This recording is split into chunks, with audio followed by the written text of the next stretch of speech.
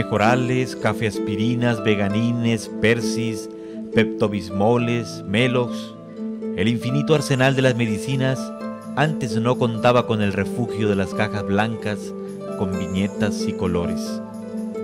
Las medicinas se tenían que hacer. Debía existir una fórmula, ingredientes y una persona con capacidad suficiente para combinar exactamente las porciones señaladas y dar con el punto exacto en la solución. Hace 30 años en el Mochis del Centenario no había de otra, y don Pedro Gastelum estaba ahí. Aprendería al dedillo los menjurjes relacionados con la medicina. Pero escuchémoslo para que nos platique cómo empezó todo. ¿Qué tal, amigos? Qué bueno que nos acompañan en el programa El Centenario. En esta ocasión estamos con don Pedro Gastelum. Y ustedes recordarán a este hombre detrás del mostrador en la farmacia, siempre atendiendo y siempre dando un apoyo a quienes llegaban a buscar alguna receta para salvar o aliviar alguno de sus males. Don Pedro Gastelum, gracias por esta entrevista.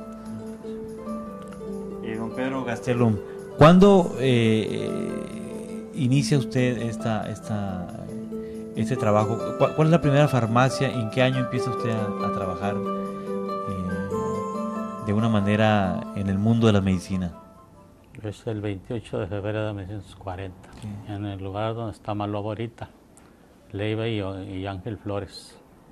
En Leiva y Ángel Flores, ¿ahí había alguna farmacia? La farmacia moderna. La farmacia moderna. La farmacia Mochis. Ah, la farmacia Mochis. Sí. ¿Cómo llegó usted ahí, a la farmacia Mochis? Pues llegué recomendado con un patrón que tenía de don Joaquín Ruiz Sánchez, que tenía el negocio en Leiva y Obregón. Ahí había una gasolinera y una ferretería. De ahí me recomendó él con el doctor Curiel. Esa farmacia estaba compuesta por la mayoría de los médicos de los Mochis en aquel entonces. Y por recomendación del patrón de Ruiz Sánchez empecé a trabajar ahí. ¿Qué era lo que hacía cuando llegó?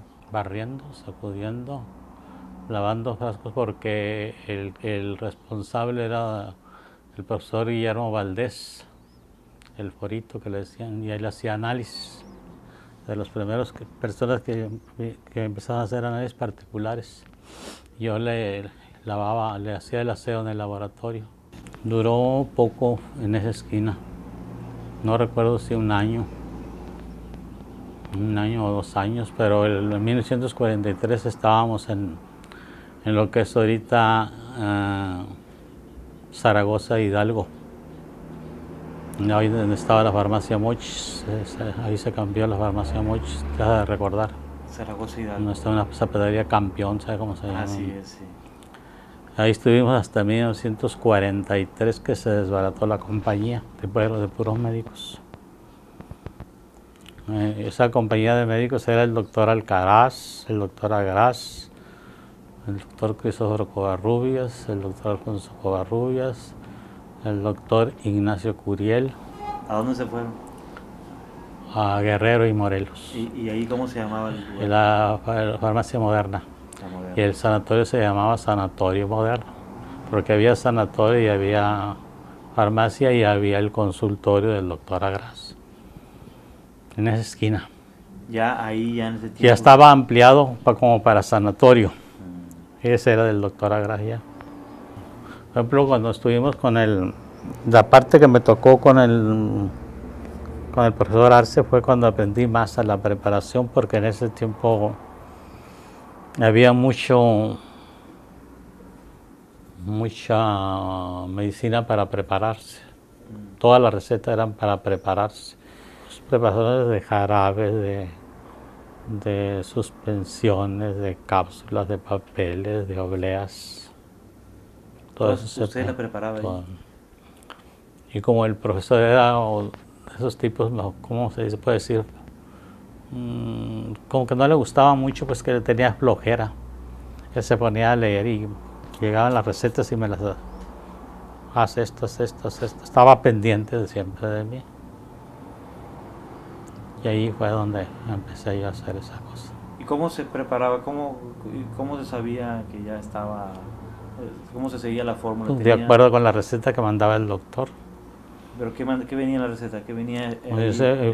Por ejemplo, un jarabe de la tos, infusión de polígalo, tintura de tanto, tintura de juí tanto, benzoate de sodio tanto, jarabe de tolú tanto.